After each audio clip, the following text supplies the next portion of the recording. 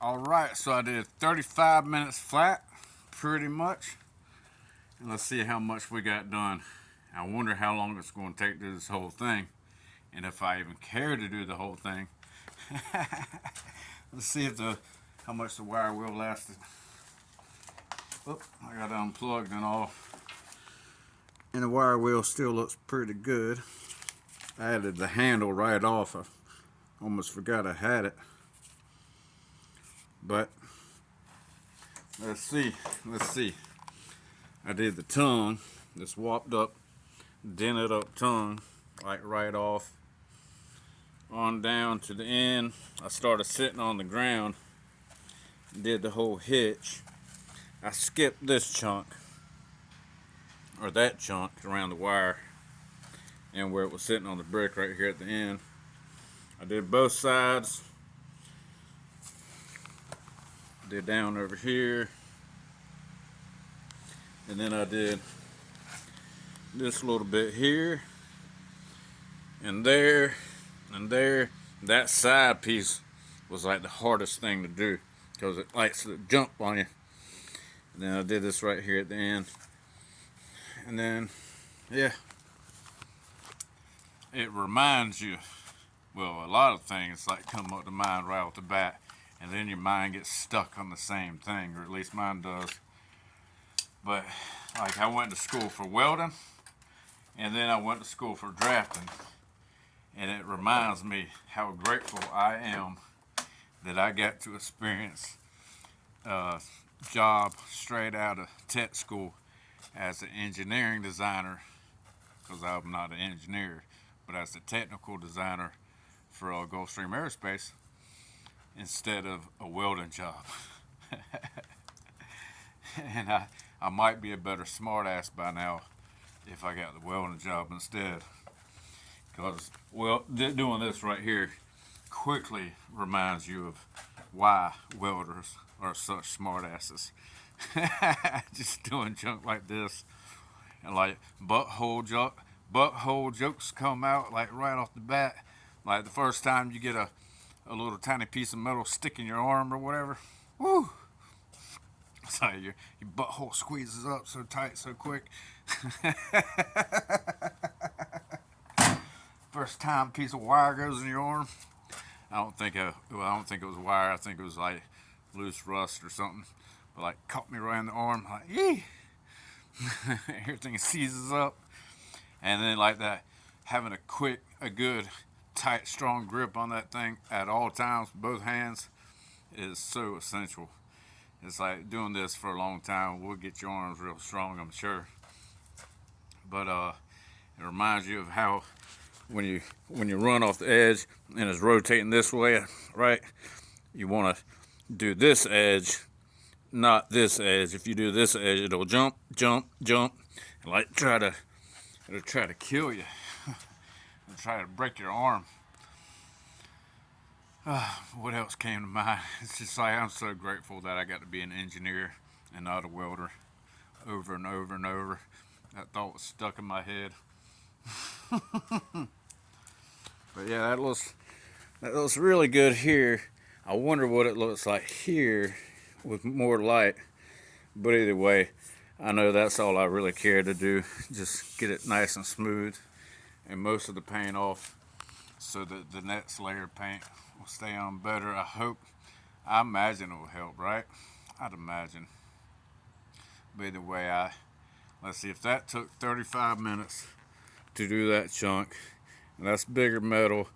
All that going down the bars on the sides. And I'm sure I'll do some of the under stuff. Try to get this. I mean, it's not like this gunk is coming up, but this little bit here of like scraping. I don't know if any of that'll come up, but up around all the little, what do you call it, from the welding spatter. Around the welding spatter, hopefully get some of that cleaned up. But man, that's probably take another like 3 or 4 hours or something to finish up. Whatever, it might be worth it, might not, who knows. Then I'll paint it, and I know it's better to do it all in one good whack, especially since it's probably going to rain. it's just gonna start eating itself right back up. But whatever, at least the paint's off. I'm sure it won't mess it up overnight or in the next couple days, right? Whatever, it'd be alright. So, I think that's about all I'm gonna do on it for now. Take me a break, do some more tomorrow, hopefully do a lot more tomorrow, as I plan to do in the middle of the daytime instead of this low light situation at night. It's not really nighttime yet, but it feels so low light because of them clouds. Hopefully it'll be a dry day tomorrow, but I don't know if it's supposed to be or not. I don't know. I don't feel like doing this anymore now. My arm's getting kind of tired, or not tired, but you know. But yeah, so grateful I got to be a designer instead of a welder. It took me back to all that weld grinding and preparation, and after welding. And let's see how these welds even look. I'm sure they're MIG, right? That thing's a little ugly, but it holds. I hope. Let's see. I ain't gonna judge it too much. I don't see an undercut. It should hold. It's been around since 1998. It's apparently been holding. It held enough to get that dent in there, however that big old dent got in there. Whatever. So anyway, that was using the Harbor Freight side grinder called Warrior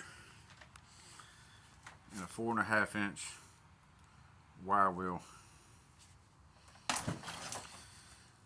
And I hope that one wire wheel does the whole thing, because whenever it stops, I think I'll be done. But it should last. It should last this project and another project, I'd imagine, right? We'll see. We'll see. I don't know. I used the sander to get it this much. I used this hand sander, the palm sander, to get it down a little bit. The rest of it, I went around the top, all around with the sander, and it's just a big waste of time.